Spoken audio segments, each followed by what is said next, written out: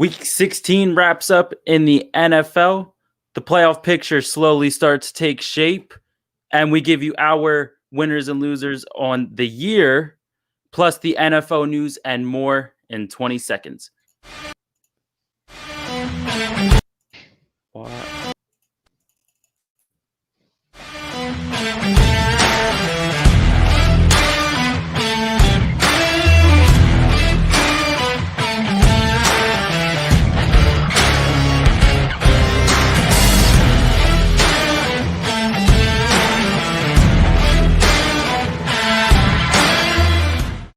Hey, fellow fanatics, welcome back to the Average Bros Fantasy Show, sponsored by Football Darts and Fantasy Sports Alliance.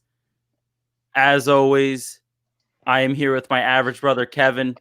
It's been a doozy of a starter to this show. The intro didn't want to wake up for me, so I think you had to step in. Yeah, don't worry. The fans only expect nothing but the average show anyway, so I think we're all good as far as that goes. Yeah, like I said, it's been a crazy week so far. A lot of upsets. Speaking of upsets, I mean, New England. How do you think they're doing? I mean, I wouldn't really say that was an upset, but definitely a blowout. Hurts a little bit, but you got to give it to Josh Allen and the season that he's molded here. Real quick before we dive into everything here that we got, I gotta ask you. So another week, Cam Newton got benched. Do you think it's just time that they just start Stidham? Well, I mean, they probably will this week, but I think it's no harm, no foul, being how cheap they got Cam this year.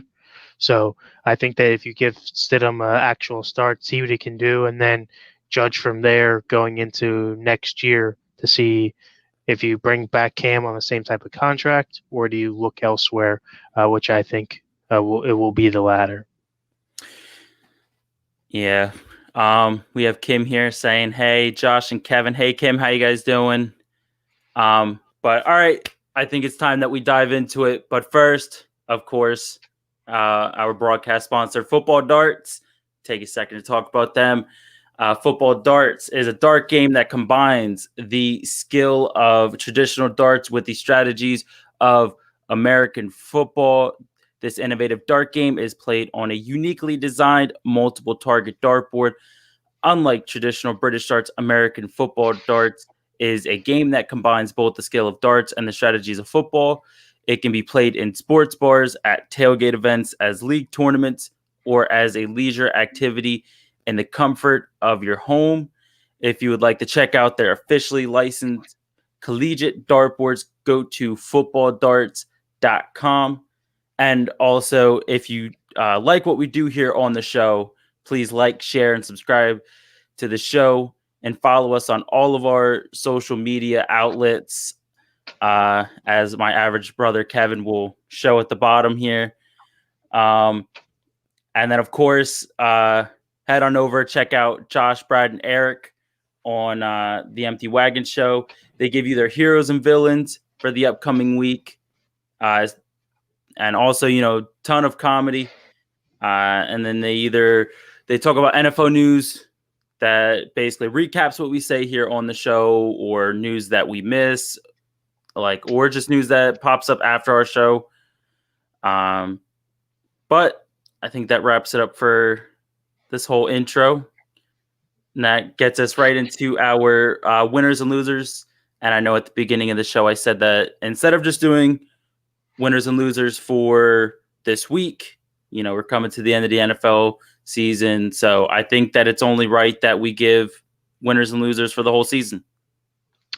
Yeah, definitely. I think that, as we go throughout our show here, we want to remind everybody that's listening to us at home, either live on Facebook, YouTube, or on Twitter, to go ahead and drop your winners and losers from throughout this past season in the comments, and we'll throw them up on the screen, or you can give us suggestions of guys who you want to see our thoughts on, how they did and fared.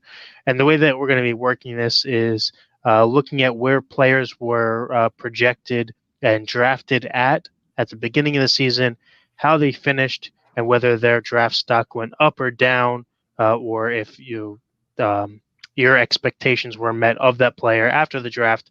And then I'll look ahead at next year where we feel they should fall in a general idea.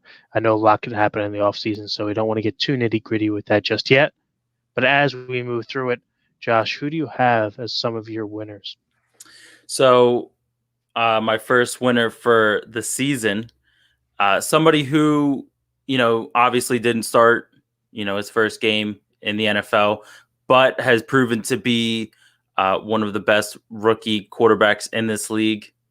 If not, no, there was two. There was a couple rookie quarterbacks that did get to start, but I'm talking about none other than Justin Herbert. He had 336 points on the year. I believe he was the 10th ranked quarterback on the season, and 10th quarterback out of 32 starters. Can't really go wrong there. Yeah, especially coming into that role, not having been the starter, right? You got to remember that he took over for Tyrod Taylor, I believe, in week 3. Our stat guy can correct me if I'm wrong there, but No, it was so week 1 he didn't play at all, and then in the transition from week 1 to week 2, found out Tyrod Taylor had the punctured lung, and right. then took over from week 2. Yeah. So coming in, you're obviously down a game, so that affects your average and overall points scored as a fantasy perspective. But even looking forward to next year, I think he's definitely somebody to consider as your QB1, especially if you're in a super flex league where you have 2 quarterbacks. Definitely somebody that's going to be coming off the board in my eyes as they move forward here and shape a younger team. Yeah, especially in like dynasty. I know that if you're in a dynasty league, there's no drafting at here, but if you do have him in dynasty, good for you. He was a good pickup. Not being guaranteed the starter spot, so obviously you took a chance on him, and it paid off in the end. But still young, he's got the weapons. Stat guy wants to know if Average Josh watched that jersey this season. Yes, after every loss. I had to wash off the bad juju on it. Yeah, I have a feeling there's going to be a lot more of that to wash off for you, my friend. Well, we're coming up to the postseason, so we'll see how much it needs to be washed. But Kevin, take us into your first winner for this season. For me, it is none other than the guy that we had previously mentioned that absolutely blew out the Patriots this week is Josh Allen, a guy that was probably drafted in the between rounds 3 and 5. I would say if you look across the consensus of the FSA and elsewhere, a guy that was highly overlooked because of he's young and the stakes from last season, but you pair that with an extra offseason and a new receiver in Stephon Diggs, and you get the second highest overall points for in all of the NFL, with a total of a number I don't have in front of me, but also the second highest average, only behind Patrick Mahomes in both categories at 29.25 points, less than a point behind So Mahomes. You were talking about his points total for the year? Yeah. So he is sitting at 438.8, which is 0.6 behind Mahomes. Yeah. So not even a full point. So for me, it's something that you expect out of Mahomes, right? Probably drafted in the top 3 picks overall in most leagues. But then you look at a guy like Allen, who's now second, probably drafted behind guys like Dak, Kyler Murray, Deshaun Watson, just to name a few that stuck out in this draft that were probably taken ahead of him, now blowing them out of the water. Yeah, I completely agree with you, especially on what you just said. There was a bunch of quarterbacks that were taken before him, and just to see that he's only behind the leading quarterback by less than a point. And I think it has a big part to do with the fact that the Bills over the offseason went out and signed an absolute stud with Diggs. I think that's exactly what they needed, was a true number 1 on their team. And then Just with having Diggs on the team, it brings out the best and everybody else around him. I know here and there they'll get their running game going, but with their running game kind of being, hit or miss, it also helps boost their passing game, which boosts fantasy points. Who do you have as your next winner on the year? So speaking of players who were, blowing everybody else out of the water, I'm going to go with a little bit of a homer pick here, but I think it's within reason. I'm going with none other than Alvin Kamara. I do have one of his jerseys, however, it just doesn't seem to fit me no more. But 382.8 on the season, and I believe he's ahead of the second rusher, which is Dalvin Cook, by, I believe, like 13 points. And, a big part of it came from this past week, putting up 59 points, tying an NFL record. It's really good for him. I know there was we were just talking about it before the show. People like Dalvin Cook, Derrick Henry, Zeke, Saquon Barkley, they were all taken before him, and none of them. The only person that really comes close is Cook and Henry. Everybody else is kind of in the rearview mirror. But my question, real quick, to you is: do you think he replicates that come next season with Breeze, hinting of hanging it up? I think that I think regardless of Breeze there, I think that he can. But it looks like it's an on again, off again thing with them, right? Like this year, he was their main target. As you watched Thomas's numbers go down.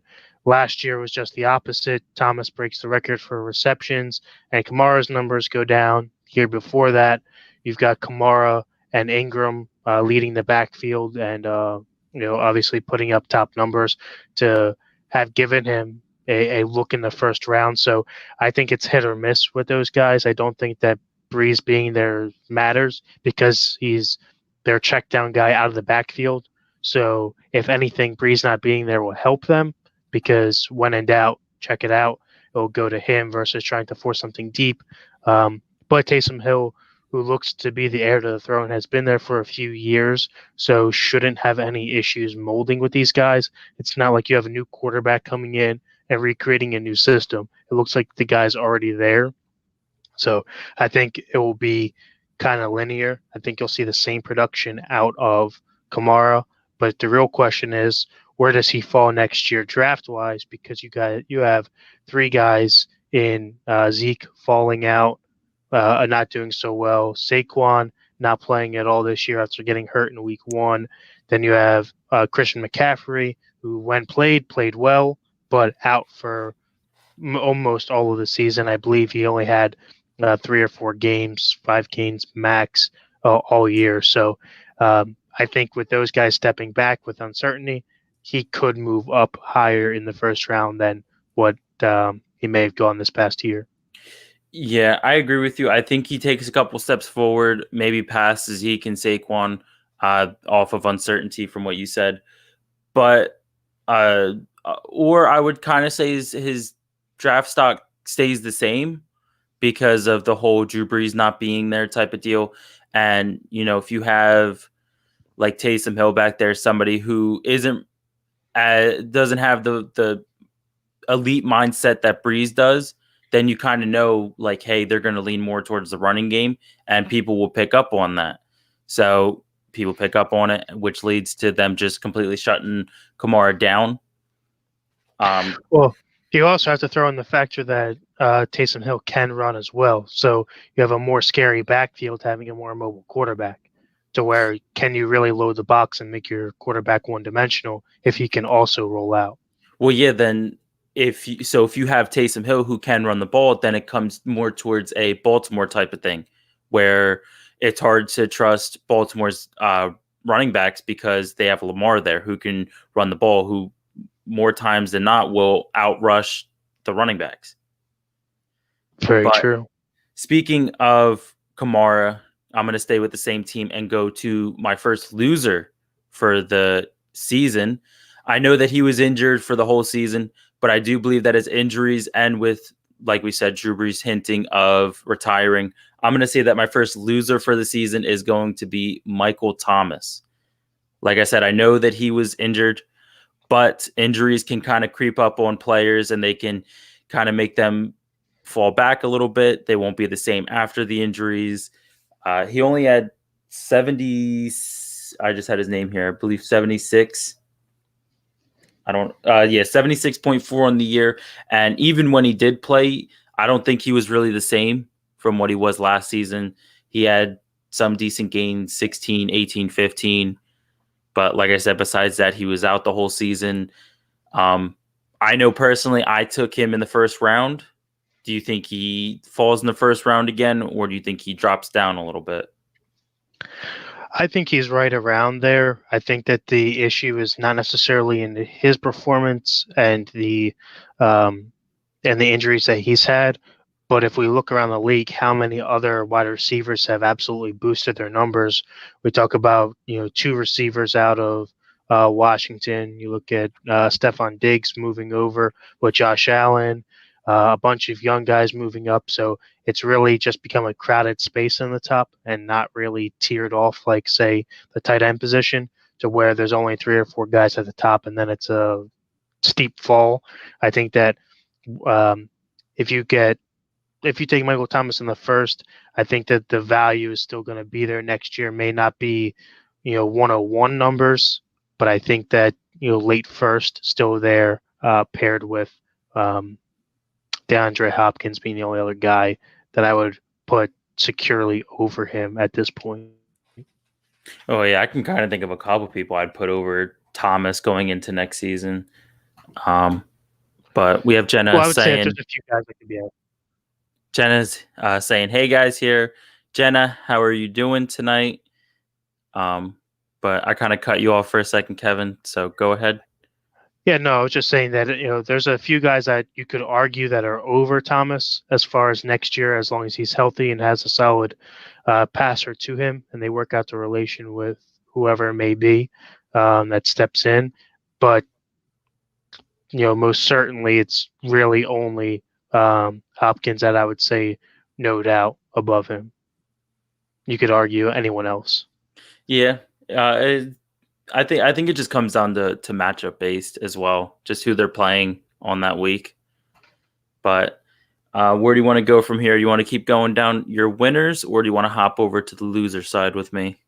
For me, I am going to give another winner first. Talking about guys stepping up and into roles, as we have and probably will throughout the whole show here, is Calvin Ridley having an absolute year for himself, especially on a team that does have Julio Jones, who's probably been one of the most consistent receivers in the league. You look at Calvin Ridley having only missed one game all year, averaging 18.67 points, good for the fourth best in the wide receiver category. So for me, definitely a guy that improved his stock.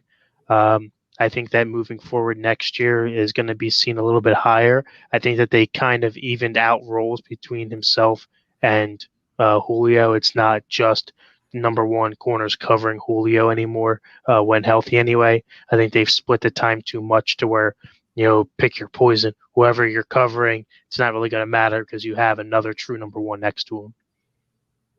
Yeah, I actually agree with you. I just hope that come next season. Obviously, it's kind of like the rookie deal. Like the rookies are good at first, and they kind of pick up on like tape and all that stuff. I'm just hoping it doesn't kind of fall into like a Minnesota type of offense where each week there's a different player who kind of steps up as the front person. Like for Minnesota, you have like 1 week it'll be Thielen, then Jefferson, then Cook.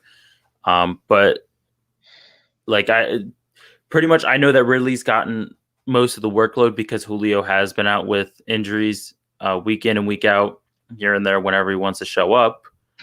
But I do agree with you. I think Calvin Ridley really did kind of step out from the shadows. No one really expected it from him. But I mean, in all reality, everybody knew that he was a decent player, though. Yeah, I agree with you there. I think that everybody knew that he was Definitely a decent receiver, but kind of was cemented in that wide receiver 2-3 category, where now he's jumped himself up into a secure top receiver and somebody you can really depend on holding 18 points a game across your season next year. Maybe not in the first 2 rounds next year, but definitely a top receiver to look at, especially if you play um, in a non-super flex league where there's then no second quarterback taken early on anyway. I agree with you, and that takes me into my third winner for the season. I'm going to continue on that, second receiver stepping up to the first receiver, and that is going to be DK Metcalf with 256.7 points on the season so far. He's outscored Tyler Lockett. And as we know, Tyler Lockett is considered their number one receiver in Seattle. But I really like just Metcalf alone as a player. I think he brings the speed that you want out of a receiver, but he also has that physical side to him where he's not afraid to jump up and go for a contested ball.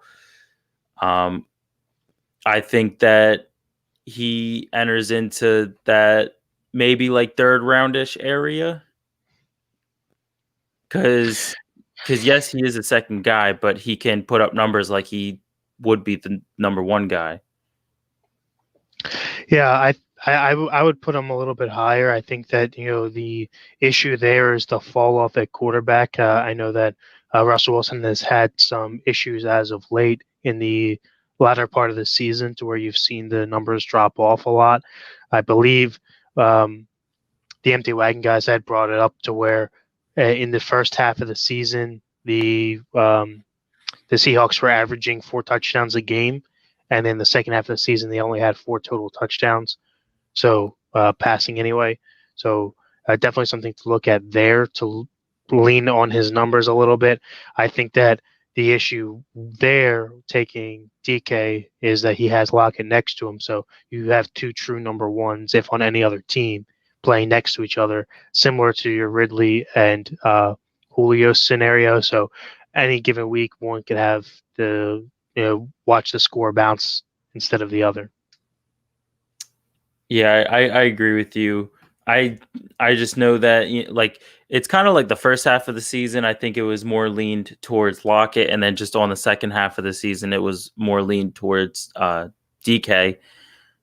Like I said, I think it just all circles back to a Minnesota type offense.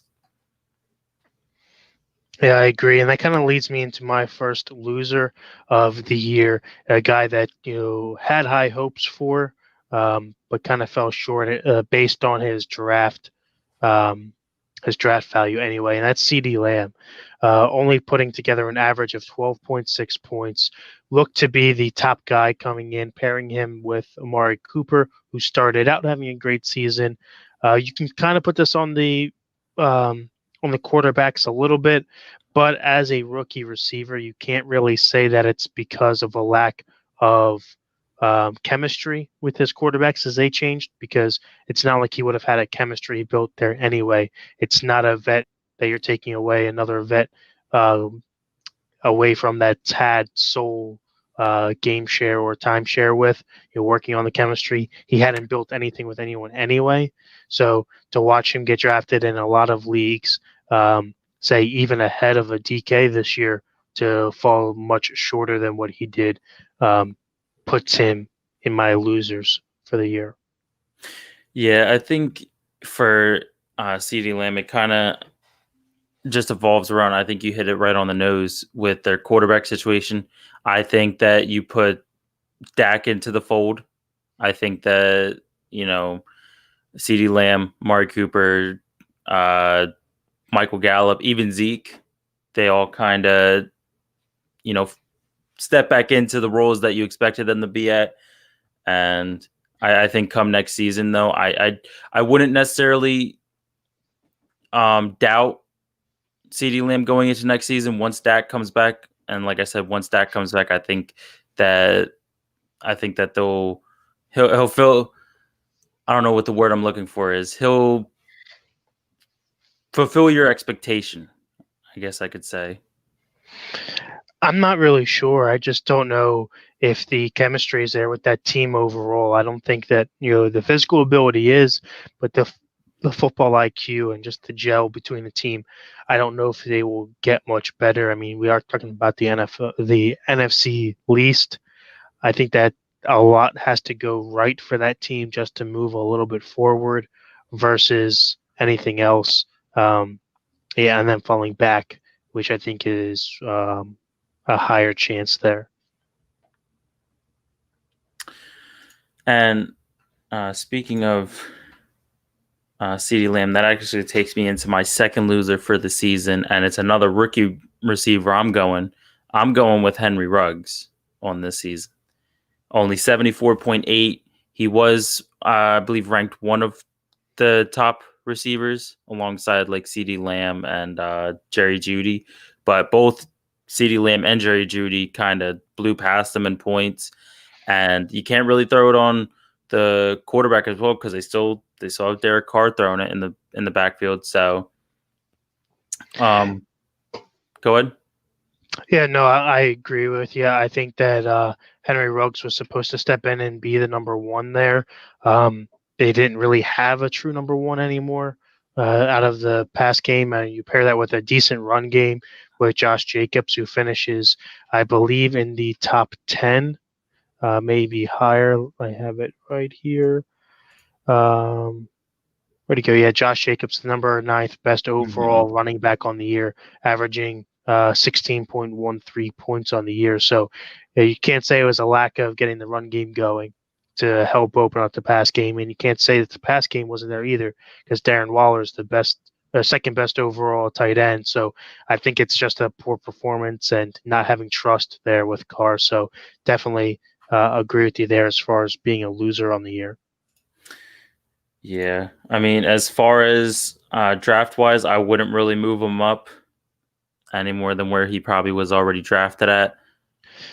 Yeah, for me, he's still going to be a very late round guy, a bench spot.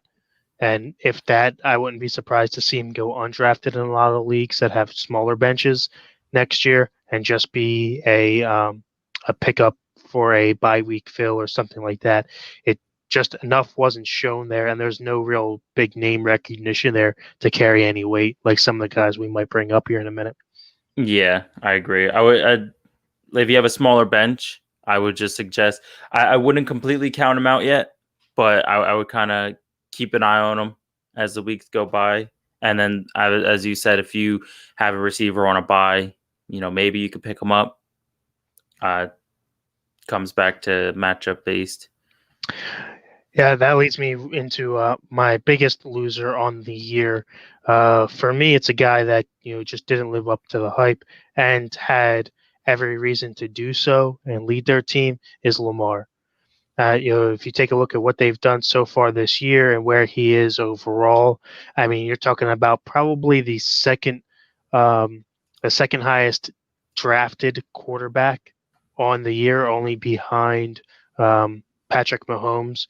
It was probably Mahomes, CMC, and Lamar in the top three picks overall, and Lamar falls to the ninth best quarterback. I mean, not a terrible year, but just not where predicted to go. And I think that's purely on himself. I think that a lot of teams have tape on him to kind of make him more one dimensional. He either has to run or has to throw. You haven't really seen those highlight real time plays this year from him, and I think that playing in probably one of the hardest divisions in the AFC anyway, where you have the Steelers who have always had a decent defense. You're watching the Browns become a better team and have two top 10 running backs on their offense.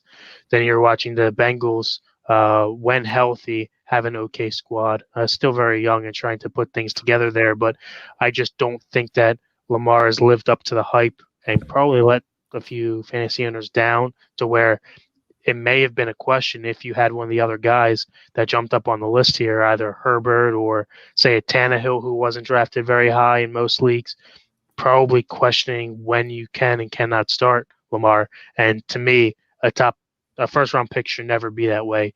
A first round pick should be you have to start no matter what every single week. No, yeah, I actually 110% agree with you. And yes, Lamar was the ninth best quarterback with 350 points, but like you look at where he was drafted, at least top five in all leagues. I know you said, top three in some leagues, which is true, but just look at the quarterbacks ahead of him. I mean, you have Tom Brady, Tannehill, Watson, Russell Wilson, Kyler Murray. All these quarterbacks were taken like early second round. And then like I know players like Tannehill and Brady, they weren't taken till like maybe like the fourth, fifth, sixth rounds, like the later rounds. So when you have somebody that you're taking in the first round with your very first pick, and then to come out as the ninth best quarterback, it's a big letdown. I mean, Yeah, I mean, especially if you're talking about in leagues that's not a super flex, right? So you're talking about you're only looking at the top 12 quarterbacks regardless. So if you're bottom nine in a league that's not a super flex, you're looking at somebody that's, you're out of the playoffs at that point. And if you take your quarterback to third best, your third overall pick, it's supposed to be somebody that drive you to the playoffs, not keep you out. Kind of glad he had the season that he did, to be honest. I know that he was stolen from ourselves in our Delta dynasty, so not too mad that he kind of fell off there. A little thorn in the side of our stat guy who tried to steal our draft strategy. Didn't work out well for him, and I wish no luck to Lamar and his team.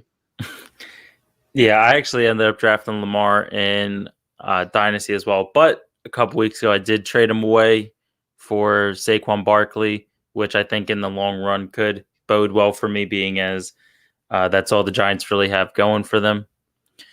But I like your pick with Lamar, and I'm going to kind of go in the same direction with players who got drafted early in the first round, but kind of came up short as far as expectations. And I'm going with Zeke as one of my losers on the season. And it's kind of the same scenario where you have a player who's taken within the top 5 picks of a draft, and then to come up as the 10th best running back in the league, putting up 222. And I most of those points just came from the beginning of the season when Dak was healthy, and then it's like once Dak went down, Zeke went with him. As far as like next season, I would highly just look towards other running backs. I'll be honest. I'd rather look towards Saquon before I look towards Zeke. So if you're looking at the top running backs in the league as we go through the list here, let me get your thoughts on who you would rather have over Zeke and how far down he falls on your list. I think that Kamara is an obvious one over Zeke. Dalvin Cook over Zeke. So if I'm gonna looking at the running backs that are ahead of him, I would say maybe Aaron Jones, Derrick Henry. I like David Montgomery, but I don't know if I would go out and pick him up before Zeke. Would you take either Browns running backs over him? I was actually just about to say I would take Nick Chubb over him. Nick Chubb falls just behind him by 10 points, but I would take Nick Chubb over Zeke.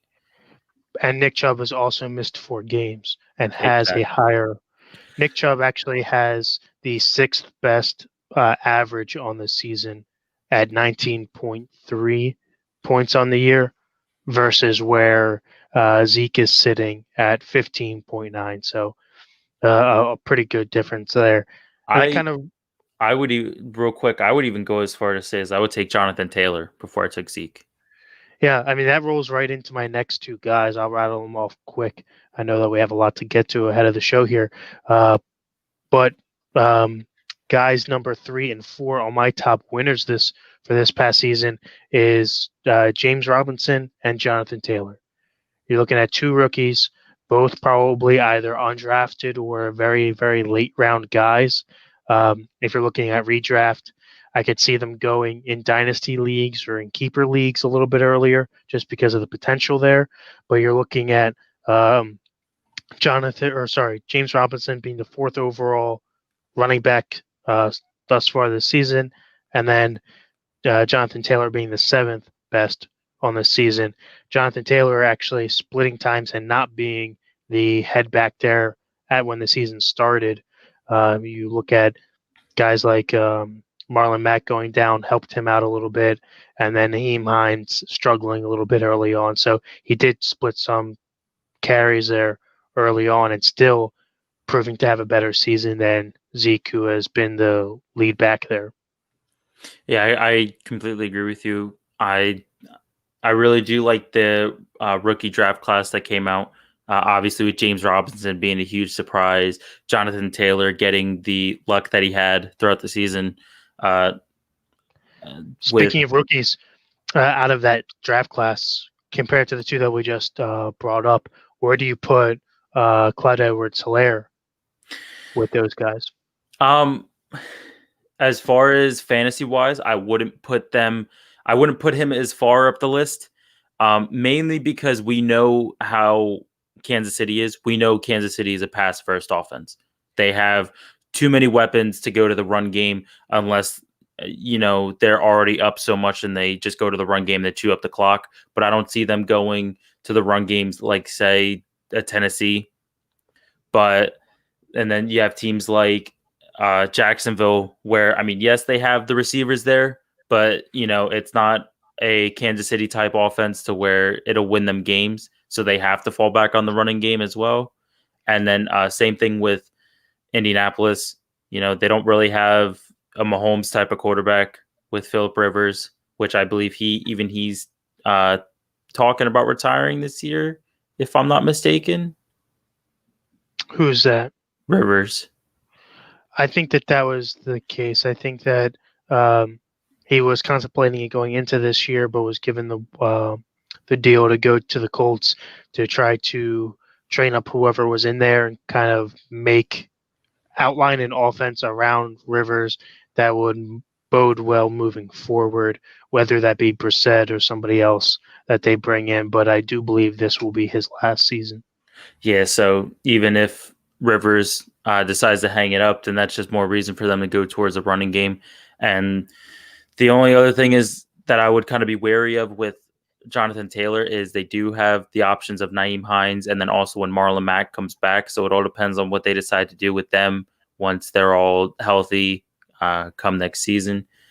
But someone who is moving up on the draft stock and I would look to get next season, and I know that you are very high of him, Kevin, and that's Justin Jefferson, eighth best receiver with 238.4, only about 5 points ahead of his partner in crime in Adam Thielen.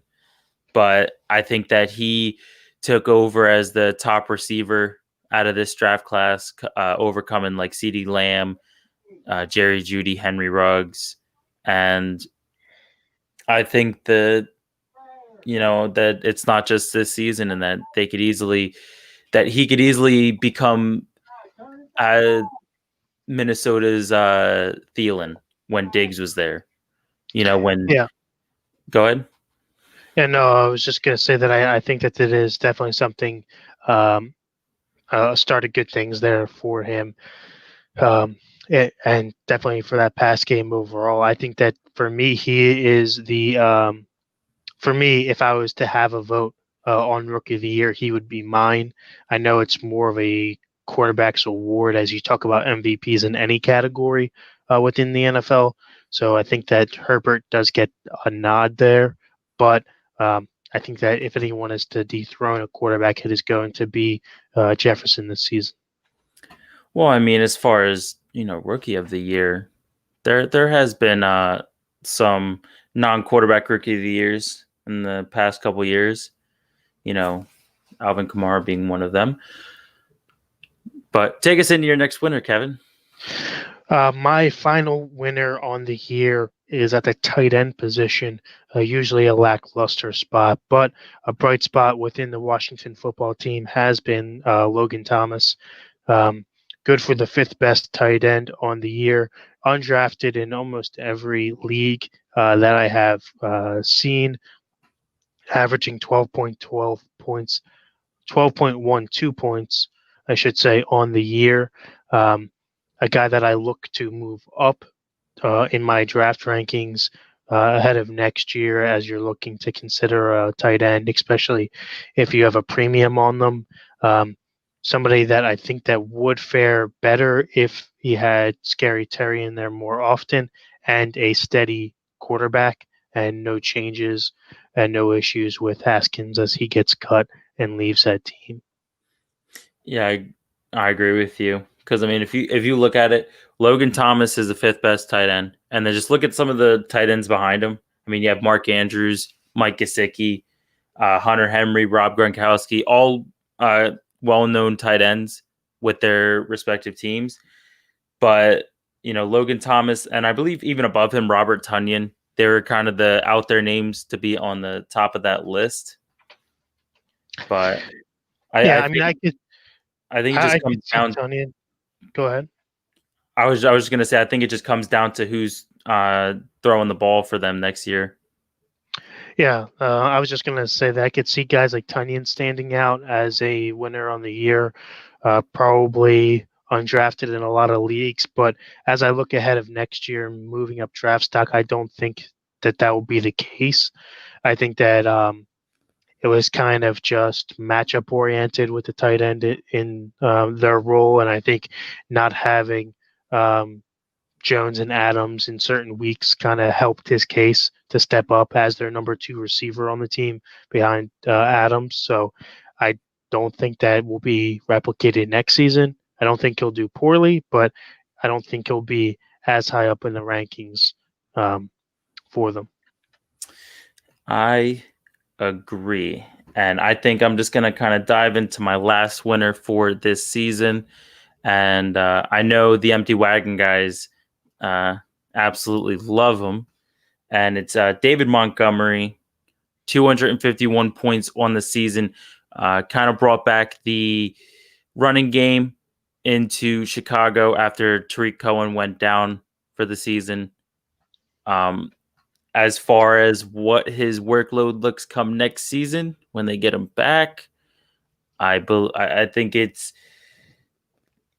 something that you kind of keep an eye on. Kevin, what do you think? I think it's definitely a situation to watch. I don't know which way it's going to go, one way or the other. Um, that's a tough one for me.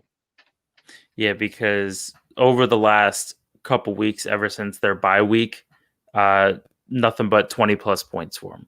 You have 26, 28, 26, 33, and 22. I mean, that's like running back one stats right there coming out of, a backup, so to say. It's kind of like a Mike Davis kind of deal, I think, but just not as high of a caliber with the starter that went down. So it's more of a toss up on come next season. Yeah, that kind of leads right into my next loser out of the running back position is James Conner on the year. Um, Only averaging 13 points, drafted pretty high in most leagues just because of what he's put up. And if you look at the 11 wins that well, I believe it's 12 now, wins that the Steelers have, 11 straight, nothing really happening out of the run game, really all out of the younger receivers that they have. So I look to see his draft stock for next year fall pretty hard. Yeah, I agree. It's hard to kind of go through and pick a winner or loser. A lot of the losers are just they were just injured.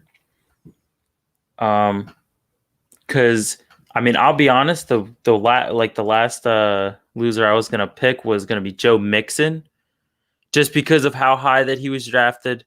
Late first round, early second round, and then it's kind of like the same thing as Zeke, where they were drafted compared to what they've done for the season. I mean, the issue there is if you look ahead of next year, does Joe Mixon's injury this year hurt his draft stock for next year, and I don't think so. I don't think that Giovanni Bernard did a well enough job to either win or cut back Mixon's share of the carries next season once fully healthy. So I think in that case, um, it's nothing against Mixon himself. But if you look on, opposite sides of the ball, say a Nick Foles from last season, right? He got hurt. Minshew Mania came in, performed really well, and then when Foles came back, he did get one start, and then they went back to Minshew just because of um, the potential ceiling being a little bit higher there with him. So in that case, you can put you can use an injury to your advantage to state a winner or loser. But in the case of Mixon, I think that he'll do just fine. Um, I would say probably high third round for him um, ahead of next year, as long as that he comes back 100%. Yeah, I think that, like you said, as long as he comes back 100%, I would say third round, the earliest. I wouldn't say second round. I think that with the rookies that we had this year going into next year, I think that they would kind of step up into that spot. But like I said, it's something to kind of keep an eye on over the offseason, and then come, draft time, see what the Bengals decide to do for the draft. There's a lot of things that could happen come next season. Well, that wraps up my winners and losers. Any more from yourself? That is all from me. So that kind of takes us into the NFL news, brought to you by the Recast, the official music of FSA. And how do I do this, Kevin? Do I go over injuries, or does it not really matter? I mean, I would hit the big ones. Outside of that, I'm pretty sure most leagues are finished for the year to where not many play week 17. So, more notable names, maybe if you're looking at next season and see how far they come back, especially due to surgery. But the minute stuff, I would say we're pretty good on. So, kind of looking here. So, you have Jared Goff having surgery on his thumb.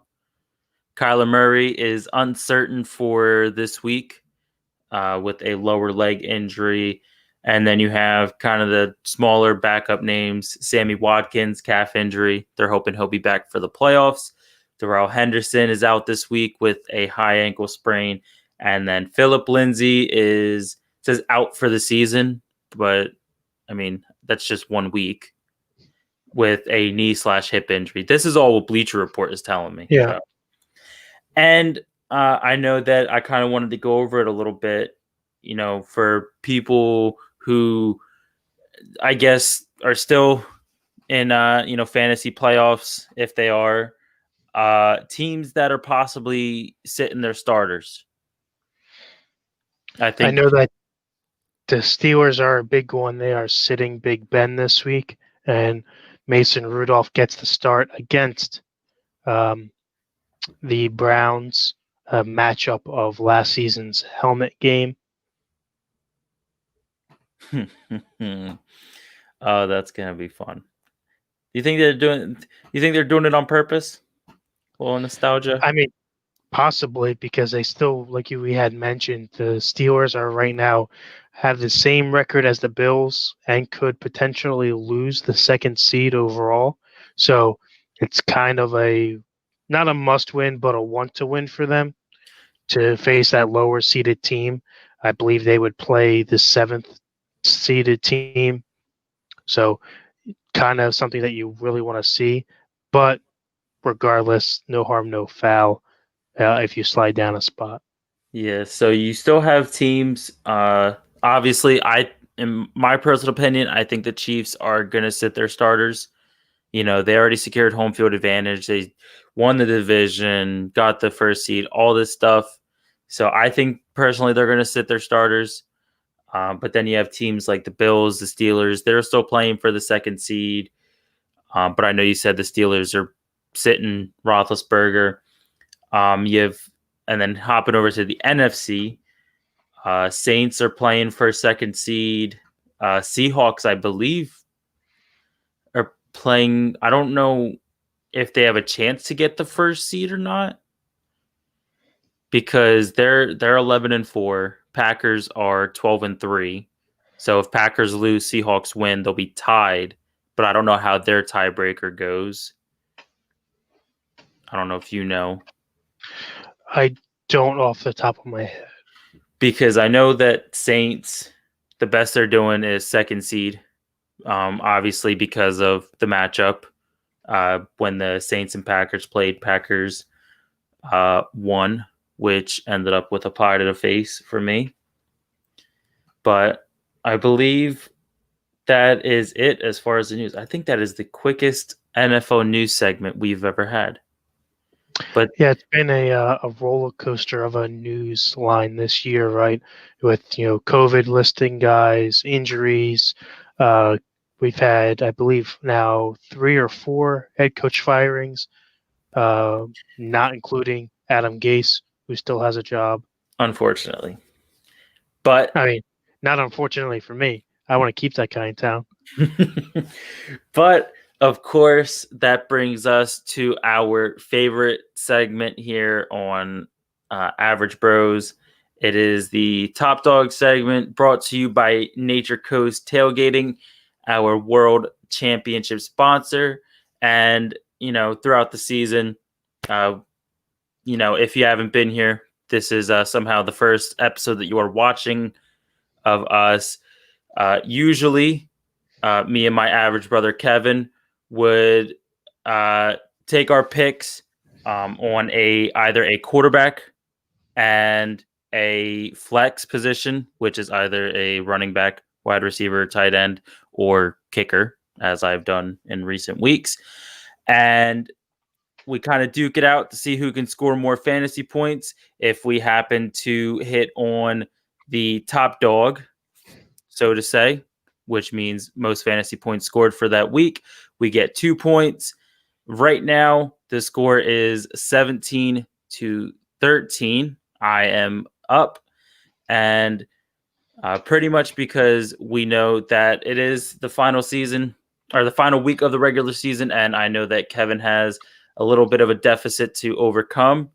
We're kind of doing a little bit of a, what do we call it, Kevin? Like a Pro Bowl? Yes, we are doing the Top Dog Pro Bowl this week. So what that means, if you're listening to us live on Facebook, YouTube, or Twitter, or checking us out on the podcast version on Apple, Google, Spotify, Spreaker, all of those places, what we're going to be doing this week is picking one quarterback, one running back, a receiver, and tight end apiece. But we are picking them based on conference. So being that I'm a Patriots fan myself, I have elected to go with the AFC to where I can only choose players within the AFC.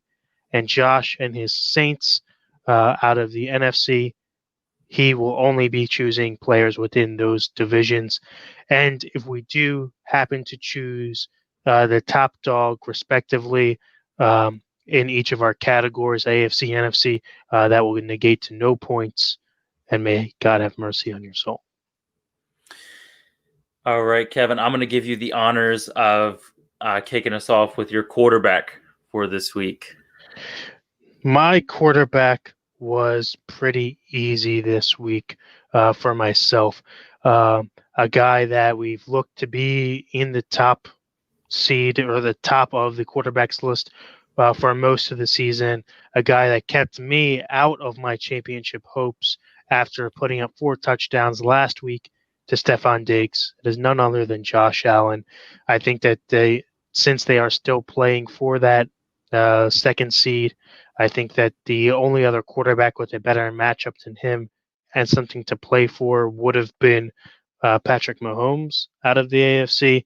But Mahomes, as we already said, has locked up the home field advantage. So, I don't know if he's going to be sitting, but I don't think he'll play the full game.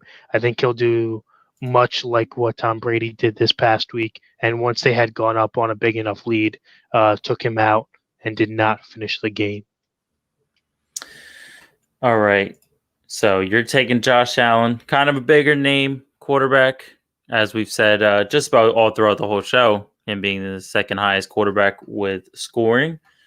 However, I am kind of going, somebody who never made an appearance on Top Dog before. So I'll tell you, making his debut this week. But I do like his matchup this week. He is playing, not only for a playoff spot, but he's playing for the division as well. And I am going with Andy Dalton. He looked really good this past week. I see you shaking your head over there. I see you shaking your head. He looked really good this past week. I believe putting up 3 touchdowns it was against the Eagles, and somewhat of a favorable matchup this week going against the Giants. And like I said, playing for the division this week. And I mean, to be fair, he was the 5th quarterback this past week against the Eagles, putting up 31.08 points. That's a bold move there, Cotton. Well, very bold move for a very average Josh.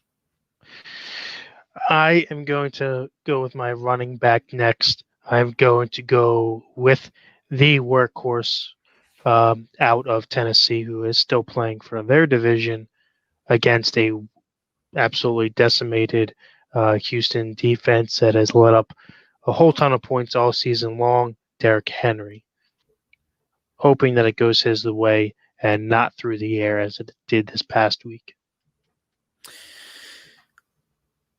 I hope that Houston just grows a backbone. Me, on the other hand, I'm going with a whole different team here. I'm going with the replacements here. So for my running back, I'm going with David Montgomery.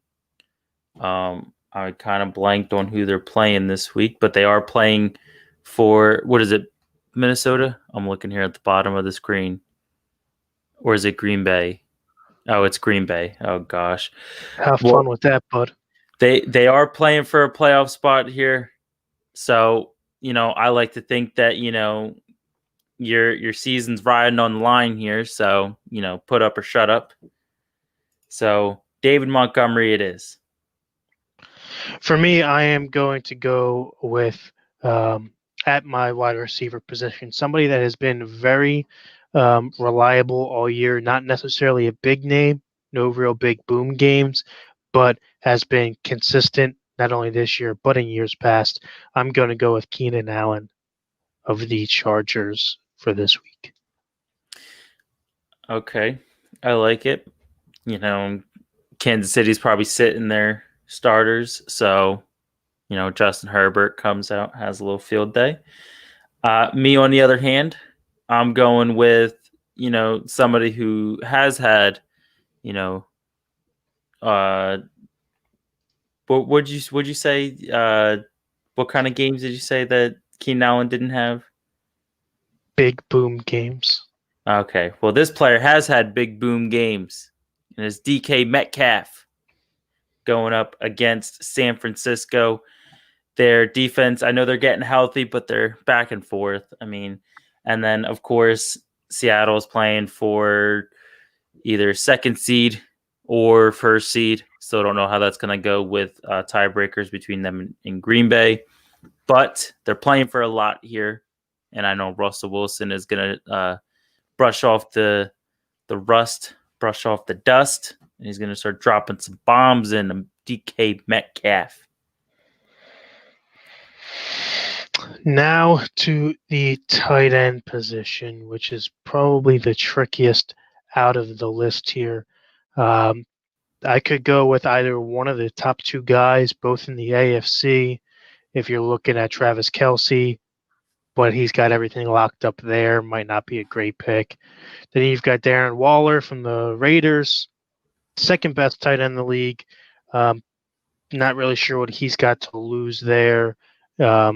Question marks at the quarterback position for him.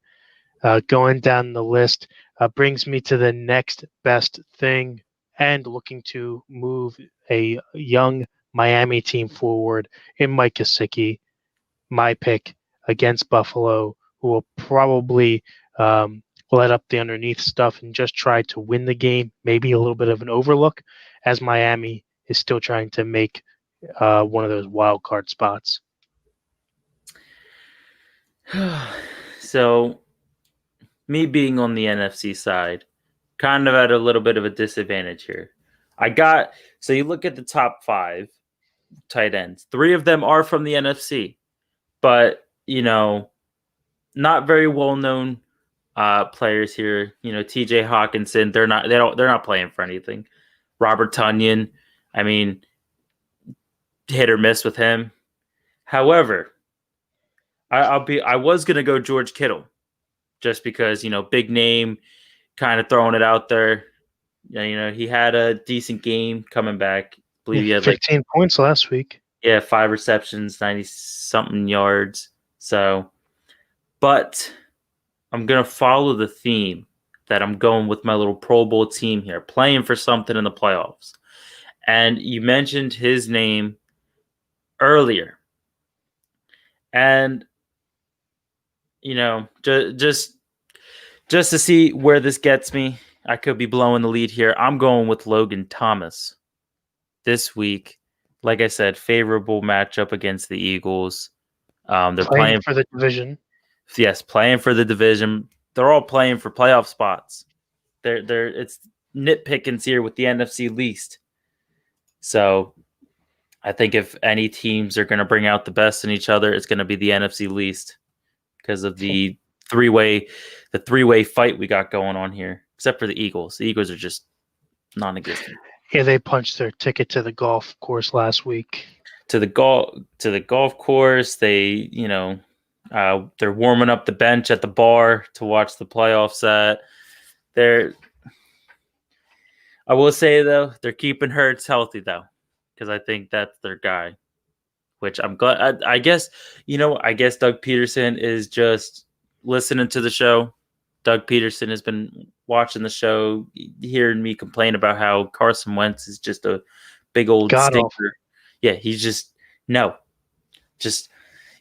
Peterson. He's looking at the depth chart. He sees Carson Wentz and like Jalen Hurts. He goes to go point at Wentz, and I just smack his hand. No, stop that. What's their record right now? They have 3 wins. 4-10-1, I believe.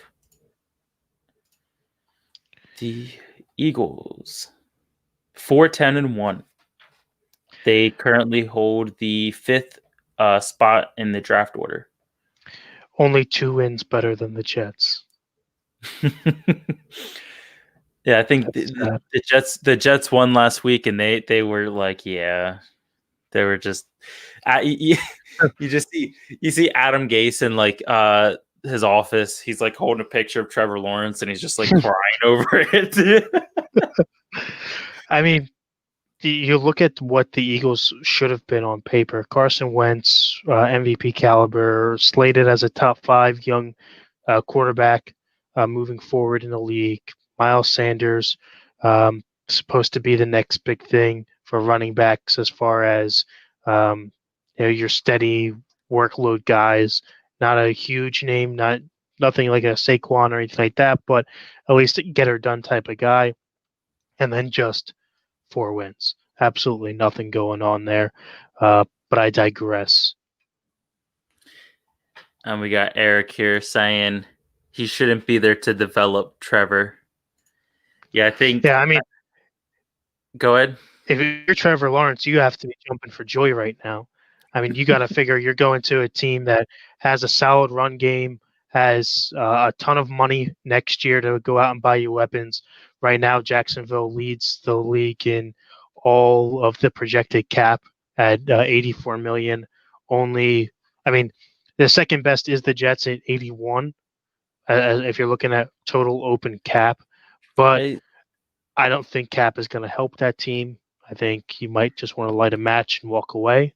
I think it just comes down to like what he's being handed. I mean, with the Jets, what are you being handed? Nothing. I can't even come up with a joke for that. But at least with Jacksonville, you're being handed a decent second year running back, or running back going into his second year. You're being handed a decent receiver with DJ Chark. I mean, all they really need to go out and do is just bolster up that defense again that they completely tore down. Yeah. That wraps it up for us as far as the formal portion of the show. Remember, if you like tonight's show, go out and check out all of our other shows. You have myself and Brian slash our stat guy tomorrow night on our flagship show, Fanatically Real Broadcast. And then, as always, check out the Empty Wagon guys, Josh, Brad, and Eric, on Saturday night, 12 o'clock Eastern, and then Monday night, 12 o'clock Eastern as well. You can see all of us on our website, www.fsa-fr.com. Check us out live on YouTube, Facebook, and Twitter. You can like, share, subscribe to all of our shows there. And then if you don't catch us live, remember to go out and listen to us in podcast version on Apple Podcasts, Google Play, Amazon Music, iHeartRadio, Anchor, Spotify, Stitcher, anywhere you find podcasts for your listening pleasures. We are there. Go out and give us a listen. Josh, I think we got some people to thank here. Of course, we have some people to thank. And of course, before we head on out of here, we would like to thank all of our sponsors. QB54, our Arm and Leg League sponsor. Football Darts, our broadcast sponsor. Nature Coast Tailgating, our World Championship sponsor. Finger Lakes Mercantile, bowl sponsor. Cranky Veteran Candle Company. Southern Sirens, Sugar Scrub. I don't know how you guys say that week in and week out. I keep getting my tongue twisted up on that one.